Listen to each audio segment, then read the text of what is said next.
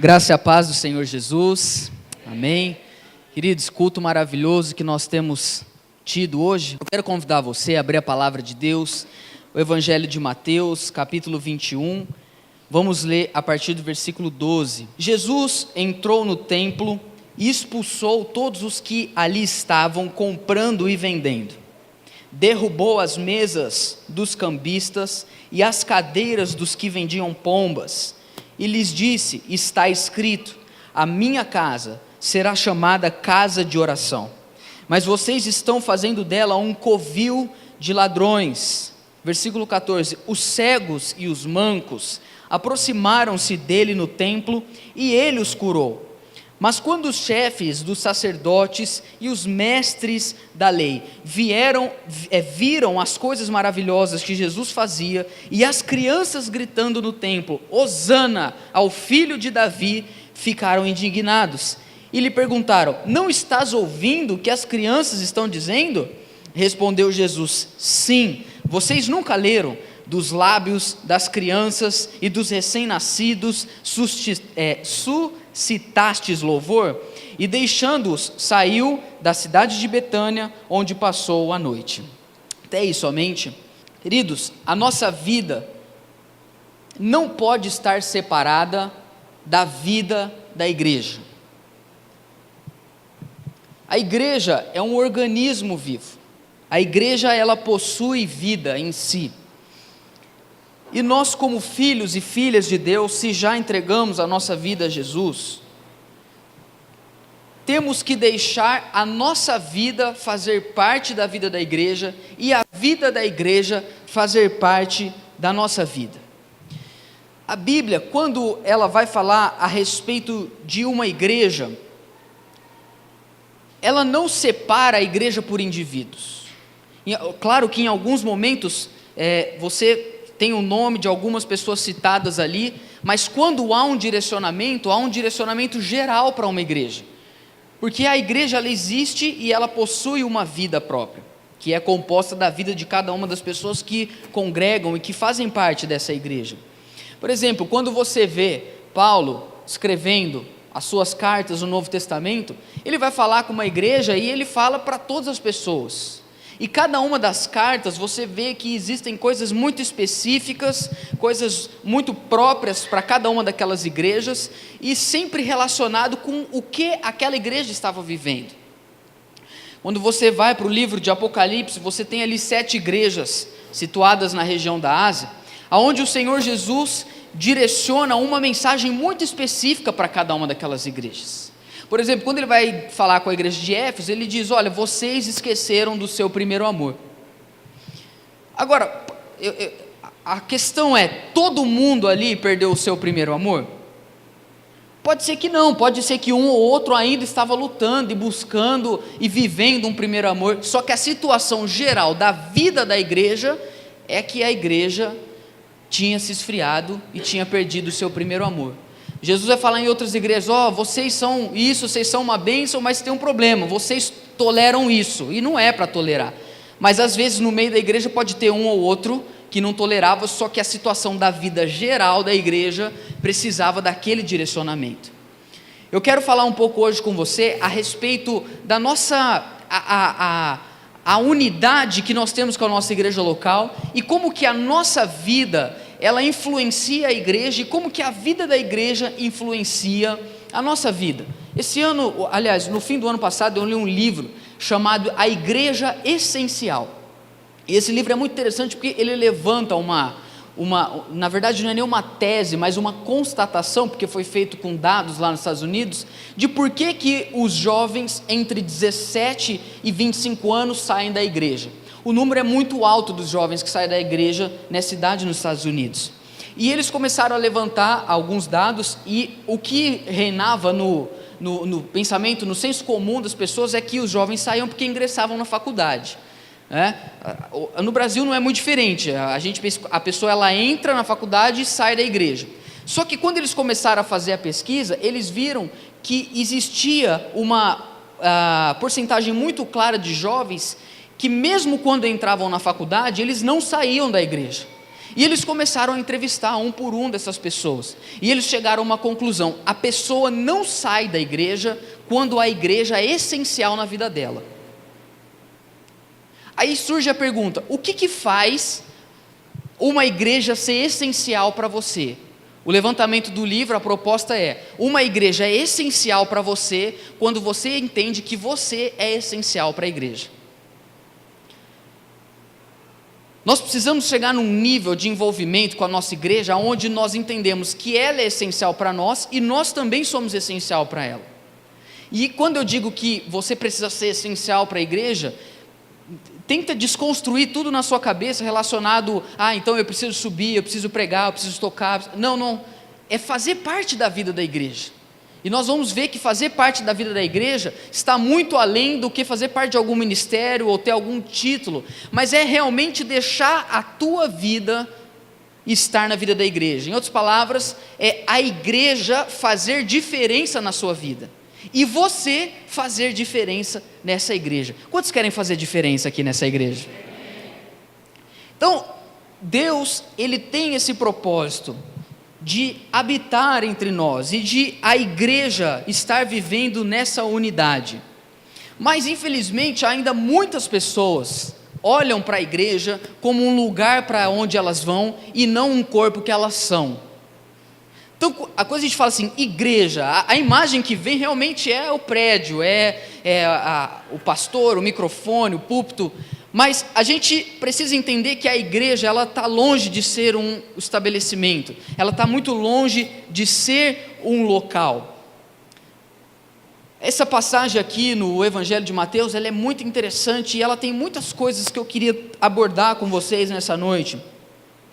E pegando esse link, falando de pessoas que veem a igreja como um lugar, nós temos que tomar um cuidado para que a gente não se torne como os judeus eram, no que diz respeito à visão que eles tinham do templo.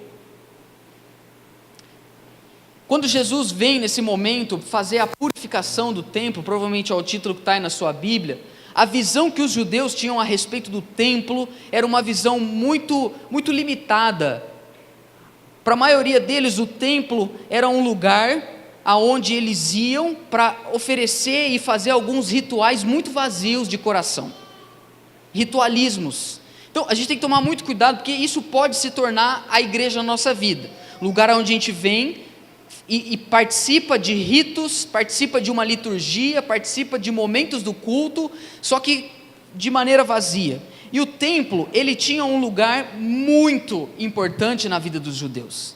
Quando você lê o Antigo Testamento, você vê que o templo, ele faz parte de toda a história de Israel. Desde quando Deus ele separa Moisés para dar a lei para Moisés, ali já tem o protótipo do templo, que é o preâmbulo do templo, por assim dizer, que era o tabernáculo. Deus ele separa um lugar para ele mostrar para o povo que ele habitaria em meio ao povo. Muitas coisas eram feitas no tabernáculo e muitas coisas eram feitas no templo. O que o judeu pensava a respeito do templo? Era um lugar de buscar a Deus. O templo era um lugar de adorar a Deus. O templo era um lugar de se humilhar diante de Deus. Como se humilhar? Se humilhar através de se arrepender. Como funcionava o arrependimento? Através dos sacrifícios de animais. Só que Deus, ele alerta o povo de Israel por todo o Antigo Testamento, falando: ei, eu não quero holocaustos. Holocaustos não é isso que eu estou buscando. Eu estou buscando um coração quebrantado. Eu não estou buscando sangue de novilhos. Isso aí é só uma metodologia, é só um rito para demonstrar o tipo de relacionamento que eu tenho com você e o quanto você precisa se arrepender por ser pecador. E Deus vai alertando por muitos momentos os judeus, os israelitas, a respeito desse mau uso do templo. Quando você tem, por exemplo, o exílio, o povo de Israel sai da sua terra própria, da sua terra natal, e é enviado para a Babilônia, o templo é destruído. A primeira vez que o templo é destruído é pelo rei Nabucodonosor. Esse rei destrói o templo e ao mesmo tempo destrói o coração dos judeus.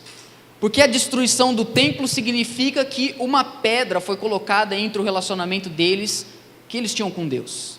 Eles oravam sim no exílio, eles adoravam sim, mas você, quando lê os salmos de exílio, você vê que o desejo no coração deles era voltar para a terra prometida, voltar para a terra deles, para poder adorar ao Senhor no templo. O decorrer da história, acontece que depois que tem esse primeiro exílio, eles voltam e o templo é reconstruído. E depois, logo antes ali de Jesus ele entrar na história do templo, Herodes, um dos líderes políticos da época, pega o templo dos judeus e dá um upgrade, por assim dizer, no templo. O templo fica maior, ele fica mais imponente, só que os judeus sempre tendo ali que tomar cuidado para que o coração deles não saísse do verdadeiro relacionamento com Deus, e o fato deles irem ao templo, o fato deles estarem ali, não se tornasse algo pobre, algo vazio, rituais, sem verdadeiramente uma espiritualidade. E quando Jesus ele entra e encarna, você tem o apogeu da deturpação, você tem o apogeu do mau uso da concepção e do significado do templo. Então Jesus ele vai entrar no templo e ele vê ali cambistas, ele vê ali pessoas ganhando dinheiro. E o Evangelho diz no versículo 12: Jesus entrou no templo e expulsou todos os que estavam ali comprando e vendendo, derrubou as mesas dos cambistas e as cadeiras dos que vendiam pomba. Tanta coisa eu poderia dizer aqui, mas basicamente eu quero falar o seguinte para você: muitas pessoas vinham de fora para poder oferecer os seus sacrifícios dentro do templo, e eles compravam ali os animais. Só que as pessoas que estavam ali vendendo, eles descobriram que religião dá dinheiro. Porque as pessoas vinham ali, elas queriam adorar a Deus, e aí eles aumentavam, inflacionavam o preço das coisas e cobravam um valor absurdo. Todo o dinheiro que era usado dentro do templo não poderia ser moeda estrangeira, tinha que ser o dinheiro que era dos judeus. Então também existia uma espécie de câmbio ali. Só que eles elevavam muito as taxas para fazer o câmbio. E é interessante que aqui fala no Evangelho que Jesus derrubou as mesas dos cambistas e as cadeiras do que vendiam pombas. E quem comprava pomba para sacrificar era gente muito pobre, porque os ricos ofereciam novilho, ofereciam carneiro, mas quem não tinha absolutamente quase nada, comprava pomba. Então, o que Mateus está querendo dizer aqui de maneira implícita e esses cambistas, essas pessoas, eles estavam oprimindo e usando, ganhando dinheiro em cima até dos mais pobres.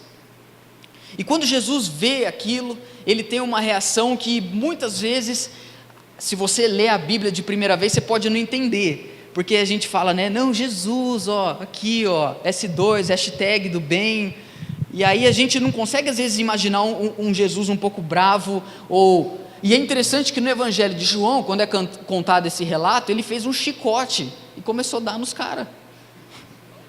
Sabe quando você apanhava do seu pai? E Jesus entra no templo, e a linguagem é aqui, expulsou os que estavam ali, derrubou as mesas, derrubou as cadeiras, é algo que está sendo aqui, é uma passagem violenta. Jesus o que ele está fazendo aqui? Ele está purificando o templo, ele quer trazer para as pessoas, ele quer ressignificar o que é o templo, o valor do templo, qual o propósito daquilo ali na vida das pessoas. Esses cambistas, eles estavam situados numa região do templo chamado o Átrio dos Gentios. Era o único lugar que os não-judeus podiam entrar no templo. Aqui, a partir dali, somente a pessoa que era realmente judeu, ele poderia entrar. Então esse negócio, quando eu falo negócio, é negócio mesmo, né? Esse comércio estava sendo feito ali nos átrios dos gentios. Agora, eu sempre li essa passagem e eu tinha um entendimento um pouco, não errado, mas incompleto.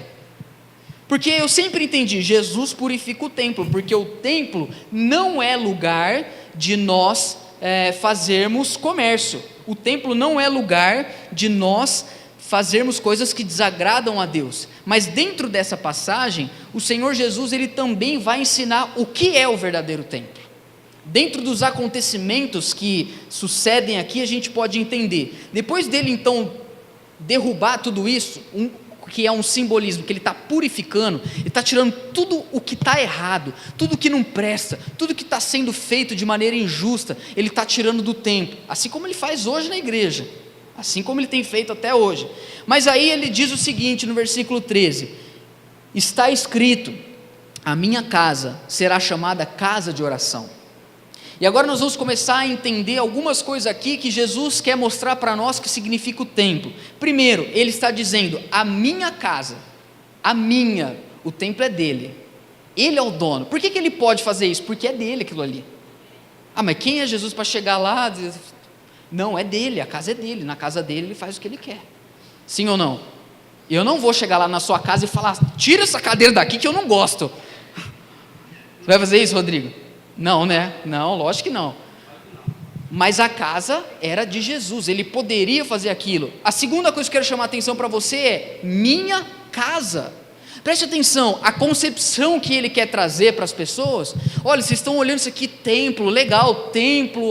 Não, mas isso aqui é uma casa. É a minha casa. O que casa fala? Casa fala de ambiente familiar. Casa fala de intimidade. Casa fala de liberdade. Deus não quer que você vá ao templo, Deus não quer que você vá à igreja, numa percepção de que você está indo, estou indo num evento, estou indo ver uma palestra. Não, eu estou indo encontrar a minha família, porque é a minha casa. Outra coisa que Jesus, ele diz, só que aí ele só diz lá em Marcos, ele não diz em Mateus, ele diz o seguinte, a minha casa será chamada casa de oração, e aí essa parte que Mateus oculta que está em Marcos, para todos os povos. Abaixa um pouquinho, Mateus, retorno, porque agora está sobrando. E essa citação que ele diz da Bíblia, a minha casa será a casa de oração para todos os povos, na verdade está em Isaías 56, versículo 7. A minha casa será chamada casa de oração para todos os povos. O que Jesus está querendo, ele está ressignificando, preste atenção. Ele está falando, eu estou levando vocês para ter um entendimento maior do que significa isso. Não é este lugar de oração, a minha casa, não é só para os judeus, é para todas as pessoas. A casa de Deus é para todas as pessoas. Jesus, no Evangelho de João, nesse mesmo episódio, passa um pouco, ele fala assim, olha, e se eu quiser eu posso derrubar esse templo, e eu posso reconstruir ele em 3 dias. Aí, isso na cabeça de um judeu é um absurdo, porque as outras vezes que o templo foi destruído, eles levaram anos e anos a fio para reconstruir o templo. Aliás, essa afirmação foi tão forte que Jesus fez, que foi a primeira acusação que fizeram de Jesus no julgamento dele antes de ser crucificado. Falou, ele disse que destruiria o templo. Só que na verdade, Jesus está querendo afirmar algumas coisas aqui. Quando ele diz, eu posso destruir e reconstruir, primeiro ele está dizendo o seguinte, eu posso destruir porque eu sou maior e mais importante que o templo. E ele fala, eu posso reconstruir, porque na verdade, a própria Bíblia explica, o templo é ele, o templo é uma figura de Jesus, é um tipo de Jesus. Muitas coisas na Bíblia, elas são simbolismos, ou na teologia a gente chama de tipo, que mostram Jesus Cristo. Então cada parte do tabernáculo, a mesa de pães, o candelabro, a arca da aliança, a pia de bronze, cada uma dos artefatos do tabernáculo simbolizam e mostram Jesus. O templo é a mesma coisa. O templo é o quê? O templo é Deus habitando em nosso meio. Lá em João, no capítulo 1, a Bíblia diz, o Filho de Deus habitou entre nós. Mas a palavra usada no original é a palavra tabernaculou.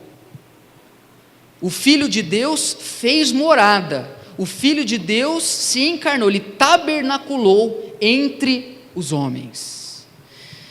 Então Jesus Cristo é o verdadeiro templo. E quando ele diz, eu posso destruir e eu posso reconstruir, a reconstrução, na verdade, por que ele fala 3 dias? É a ressurreição.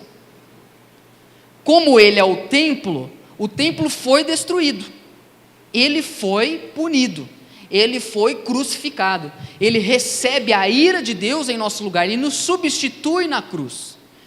Só que o templo ressuscita.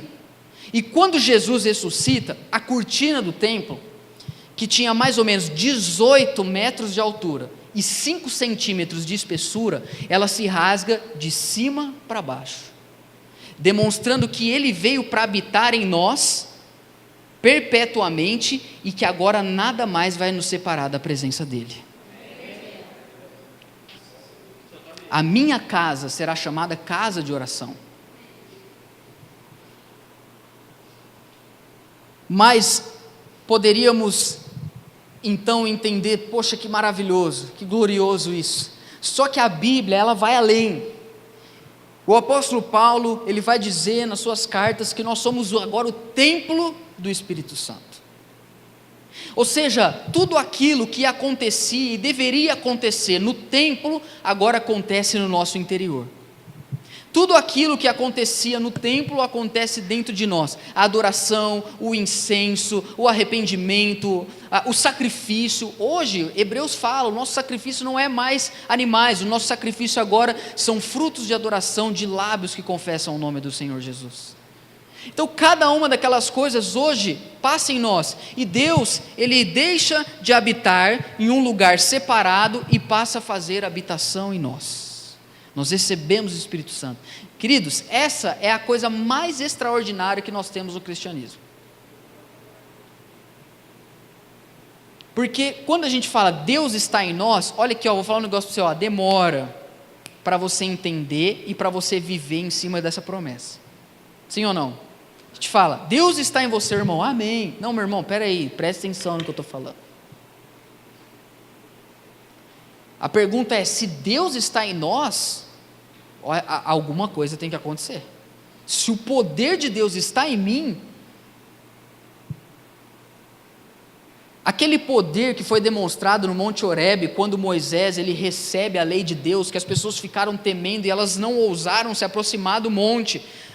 Aí algumas pessoas perguntam, mas aquele poder, aquela glória não acontece mais hoje? Acontece. Acontece aonde? Dentro de nós. Acontece dentro de nós, porque hoje nós somos o lugar da manifestação de Deus. Nós somos o templo de Deus, por causa que o Verbo habitou entre nós. Agora preste atenção, após a morte e a ressurreição de Jesus, o sentido do templo é totalmente expandido. Os princípios que ele estabelece são os mesmos, mas a profundidade, o impacto é totalmente maior. Agora há uma aprofundação. Existe essa palavra? Um aprofundamento. Um aprofundamento, obrigado irmãos. Eu quero mostrar para você algumas afirmações que Jesus, presta atenção, eu estou fazendo uma ponte aqui da pregação, que se você não entender o que eu vou falar agora, você vai ficar perdido para frente. Eu quero refletir com você 3 afirmações que Jesus fez nessa passagem, restabelecendo o sentido do templo, que está envolvido na nossa vida, mas também na nossa vida como igreja. Porque embora não exista mais um lugar onde a gente diga Deus está ali, mas ainda existe a casa de Deus onde os filhos dele se reúnem. Então todo o ressignificado que Jesus faz no templo tem que estar presente na nossa igreja hoje e consequentemente na nossa vida. Por quê? Porque a nossa vida é a vida da igreja e a vida da igreja é a nossa vida. Quantos me entenderam? Primeira coisa então que Jesus fala, ele diz o seguinte: a minha casa será chamada casa de oração. Casa de oração. O que significa casa de oração? Casa de oração significa que é um lugar de encontro. Porque o que é oração? Oração é falar com Deus e se encontrar com Deus.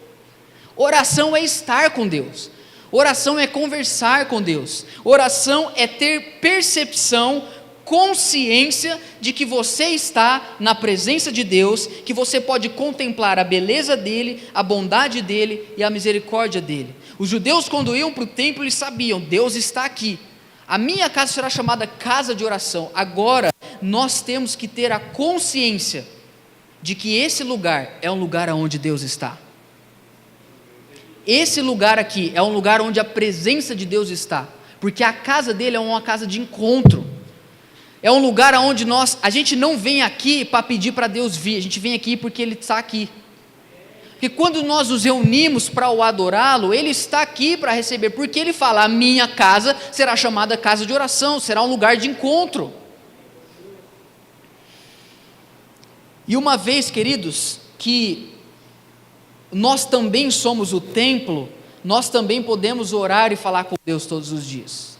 Nós também podemos ter um relacionamento vivo e verdadeiro com Jesus todos os dias. Aliás, eu queria dizer para você, uma vez que o véu do templo foi rasgado, a tua sala, lá na sua casa, pode agora se tornar a própria sala do trono. Meus irmãos, eu quero dizer para você que eu tenho vivido momentos de oração na minha vida espetaculares. É coisa que se eu contar, sabe aquela coisa, ontem eu preguei aqui no Convergência, tem coisa que não dá para a gente explicar, a gente fala assim, vem e vê. Mas são os momentos, por quê? Porque eu sou casa, eu sou morada de Deus, eu me encontro com Ele. E oração, eu tenho descoberto que ela não precisa estar envolto a ritos vazios de coração. Meu irmão, não tem coisa melhor do que tomar um café com Deus. Não tem coisa melhor do que você ir tomar banho e ficar conversando com Jesus. Não tem coisa melhor do que de repente você tem uns 15 minutos ali no seu trabalho, você sabe que você pode levantar, que é permitido, aí você vai em algum lugar ali e você pode falar com Deus que Ele está ali com você. Por quê? Porque o templo é casa de oração, é casa de comunhão, o templo é casa de conversar. Se você é o templo, você pode falar com Deus a hora que você quiser. Nós precisamos redescobrir o privilégio que temos de falar com Deus. Eu lendo Gênesis esse mês de janeiro, uma coisa me chamou muito a atenção. O fato de Adão, antes da queda, se encontrar com Deus todos os dias na viração do dia. Deus, Ele dá uma função para Adão. Adão tinha que trabalhar, viu, irmãos? Tem irmão que fala assim, graças a Deus no céu não vou trabalhar. Mentira, no céu vai ter função, porque o trabalho vem antes da queda.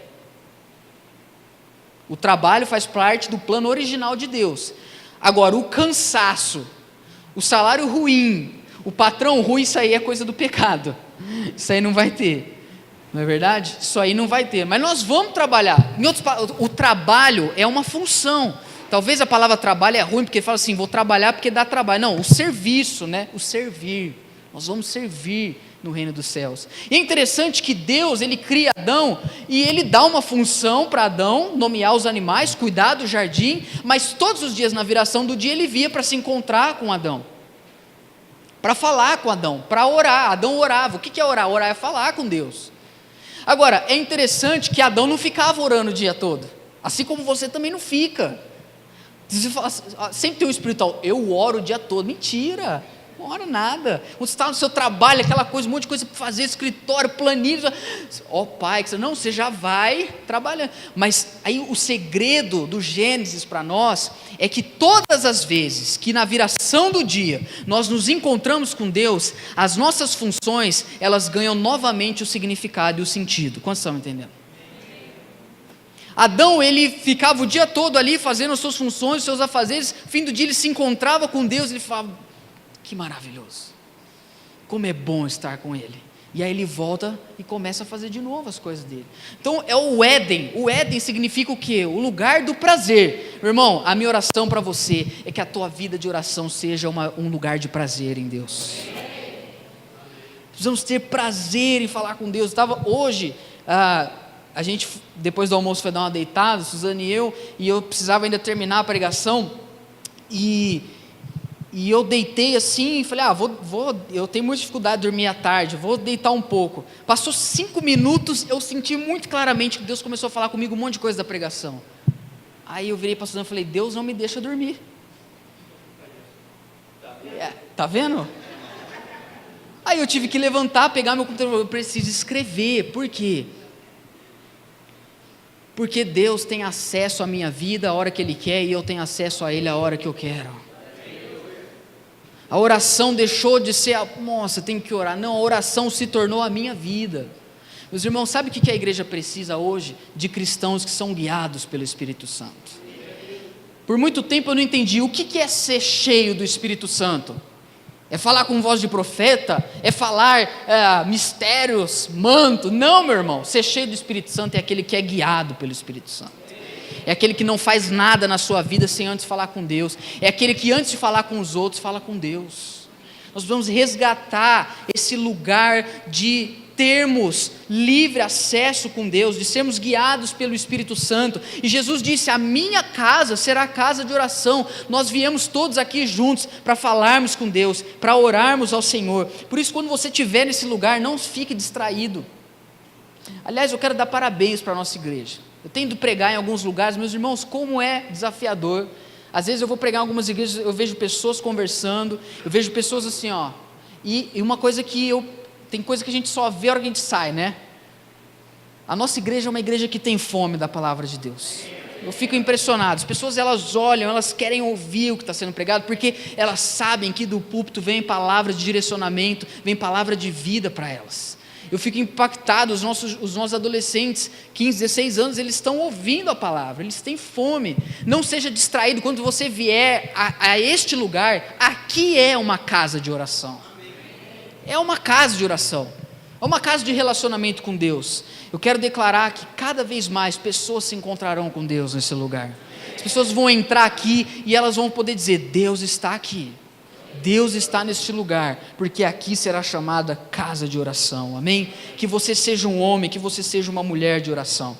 A segunda coisa, das três que eu quero falar, é que Jesus, ele traz como novo significado, ou na verdade de alinhamento em relação ao templo, em relação às nossas vidas, é o que acontece no versículo 14, olha aí comigo. E é muito interessante que a Bíblia, às vezes, a gente acaba separando alguns versículos e deixa de entender que faz parte de um contexto. Então Jesus, ele afirma a casa de oração, ele purifica o templo, e aí no versículo 14 diz assim: os cegos e os mancos aproximaram-se dele no templo, e ele os curou, porque a casa de Deus também é lugar de cura. O que Jesus está mostrando aqui: a minha casa também é um lugar de cura, a minha casa é um lugar onde as pessoas recebem milagres. Quantos creem que Deus pode fazer milagres? Amém. A minha casa é um lugar onde o poder de Deus se manifesta. Meus irmãos, o poder de Deus tem se manifestado nesse lugar. Eu não preciso de muito para crer nisso, eu não preciso ver grandes coisas para acreditar. Eu sei que dominicalmente, toda semana, todo sábado, quando nós nos reunimos aqui, há uma nuvem de glória e o poder de Deus tem sido declarado e manifestado nesse lugar. Coisas acontecem que no reino espiritual às vezes nós não vemos. Às vezes você deixa de vir ao culto, deixa de vir numa reunião. Talvez, meu irmão, posso falar uma coisa? Você não perdeu nada, mas você deixou de ganhar muito. Porque pode ser que naquele dia Deus ia liberar mais poder sobre a sua vida, porque a casa dele é lugar onde as coisas acontecem. Aliás, eu queria dizer para você que uma das coisas mais diferentes que envolvem um cristão e um não cristão é justamente o fato dessa união da vida da igreja. A pessoa, a vida dela faz parte da igreja, e o que Deus libera sobre a igreja vem também sobre a vida dela, porque as coisas que Deus faz na vida da igreja não tem nenhum tipo de dependência do que está acontecendo no mundo. O mundo pode estar vivendo um dilúvio, mas dentro da igreja, dentro da arca, existe a manifestação da graça, do cuidado e do poder de Deus. A casa de Deus é o lugar onde as pessoas são curadas fisicamente, mas são curadas também emocionalmente. Existe cura, e cura é o quê? Cura é transformação.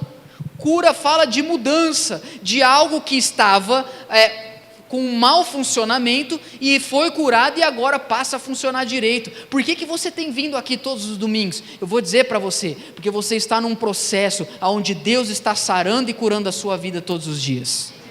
Deus está curando a igreja está num processo, ela não chegou ainda no seu clímax, ela está caminhando, ela está indo em direção cada vez mais próxima ao noivo, e Deus tem curado a sua igreja, Ele tem libertado o seu povo. A cura fala de edificação, direcionamento. Queridos, Deus direciona a sua vida a partir daquilo que é pregado. Eu creio nisso. Ah, pastor, mas Deus não fala comigo na minha casa, na Bíblia? Claro que fala, mas Ele também tem direcionamento para a igreja. E ele fala para a igreja através dos líderes, isso é tudo no Novo Testamento. Agora, quando que isso tem direção para a sua vida? Quando a sua vida faz parte da vida da igreja. Por isso, meus irmãos, não vá a uma igreja, mas que a sua vida se misture com a vida da sua igreja. Porque se a igreja é um lugar de cura, a sua vida ela vai também ser curada. Algumas coisas aqui para a gente pensar sobre isso. Não esconda as suas doenças aqui na casa de Deus. Porque o que o texto está dizendo é que, olha só, versículo 14: os cegos e os mancos aproximaram-se, eles foram até Jesus.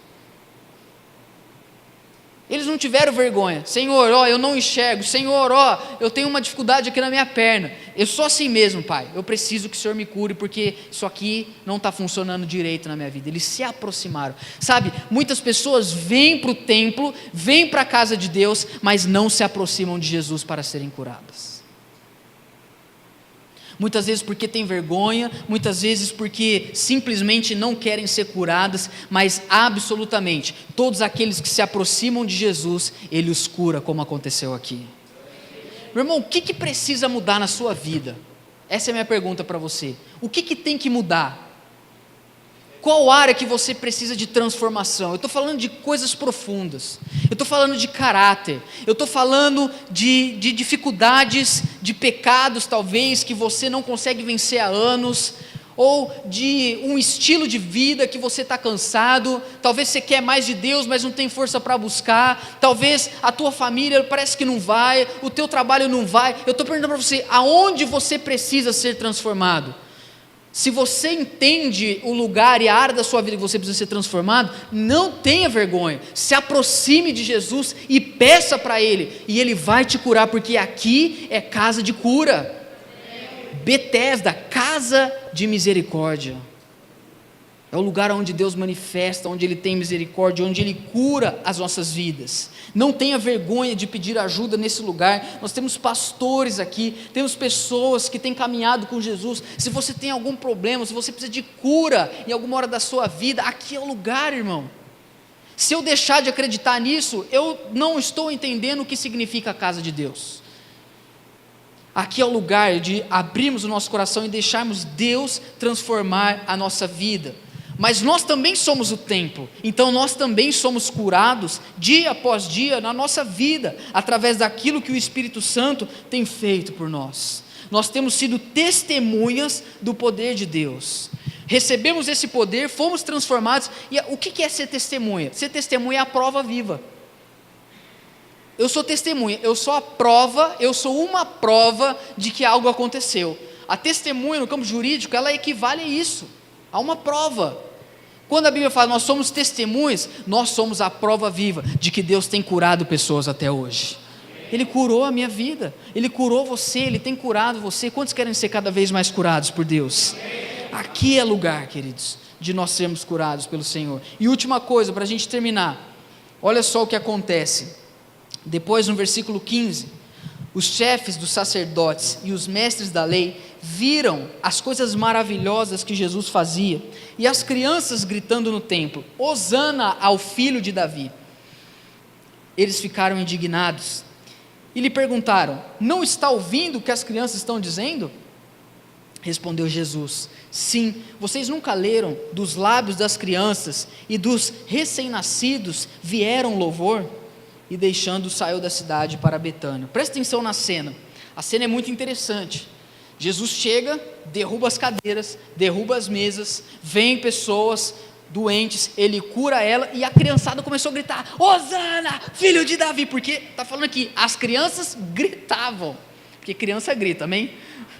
Criança grita, as crianças gritam, Jesus, filho de Davi, Deus seja louvado, Hosana.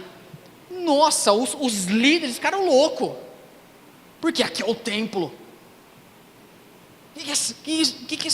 Essa criançada aí gritando, esse menino aí, ó, para de gritar, menino. E ele chega para Jesus, você não está vendo? E aí Jesus dá uma resposta para eles, fala, olha, Deus, Ele usa mesmo pessoas puras para declarar o que elas estão vendo, e eles estão vendo que aqui realmente está quem é maior que o templo, o Filho de Deus. As crianças, elas não conseguiram se conter para dizer o que elas estavam vendo. a pureza dos olhos dela lhes permitiram ver que verdadeiramente ali estava quem era maior do que o templo. E isso aqui mostra para mim que a casa de Deus também é casa de adoração. Porque isso aqui é frase de adoração: Hosana ao filho de Davi. Deus seja louvado, glória a Deus, aleluia. Pai, o Senhor é bom, o Senhor é misericordioso, eu te amo. Você pode dizer amém? Amém. Porque a casa de Deus é o lugar de nós louvarmos a Deus. Casa de Deus é o lugar de abrirmos a nossa boca e declararmos: o Senhor é bom. Só que às vezes tem uns irmãos que fica meio, né, e às vezes tem outras pessoas já falam: glória a Deus. Aí você olha assim: esse cara é meio xarope, velho, gritando aí. Por muito tempo na minha vida eu achava que quem ficava dando glória a Deus, aleluia, era meio infantil. E quando eu entendi que na verdade quem faz isso é infantil mesmo. Mas que tipo de infantil? É criança no coração. E a Bíblia fala que se a gente não for como criança, nós não herdaremos os reinos dos céus. Porque, meu irmão, quem realmente é criança, a hora que vê algo maravilhoso, a criança não se segura. Esses dias eu vi um vídeo no Natal, não sei quantos viram aqui, aconteceu lá em Portugal. A mãe deu para o filho uma camiseta do Cristiano Ronaldo. Alguém viu esse vídeo aqui? Ninguém viu, só a Suzana, porque eu mostrei para ela, né? Mas é uma coisa linda, que esse vídeo, foi você que falou: eu quero chorar. Eu também, você chora com tudo, né, amor? Mas tudo bem. O vídeo era muito engraçado, porque era Natal em Portugal, e a mãe chega para o filho e fala: que filho, o seu presente, eu comprei. O menino começa a abrir, a hora que ele abre, ele vê que é a camiseta do Real Madrid, ele entra em êxtase, ele começa a gritar: mãe, Cristiano Ronaldo. Aí ele pega assim, ele abre, não, aí ele começa a pular assim, e a mãe filmando, né? Aí eu não sei se a mãe estava chorando, se eu fosse o pai eu já estava chorando, mas ele gritando: Cristiano Ronaldo, Cristiano Ronaldo. Aí depois de uns segundos gritando, ele vai lá, porque dá para ver pela câmera, ele vai lá e abraça a mãe dele, e acaba o vídeo, né? Eu nem sei, talvez aquela camisa era até falsa, mas era uma criança, e criança não precisa de muito. Eu lembro uma vez que minha mãe comprou um tênis de marca para mim, foi o meu primeiro tênis de marca. Eu nem sei quantos anos eu tinha, eu acho que eu devia ter uns 10 anos, né?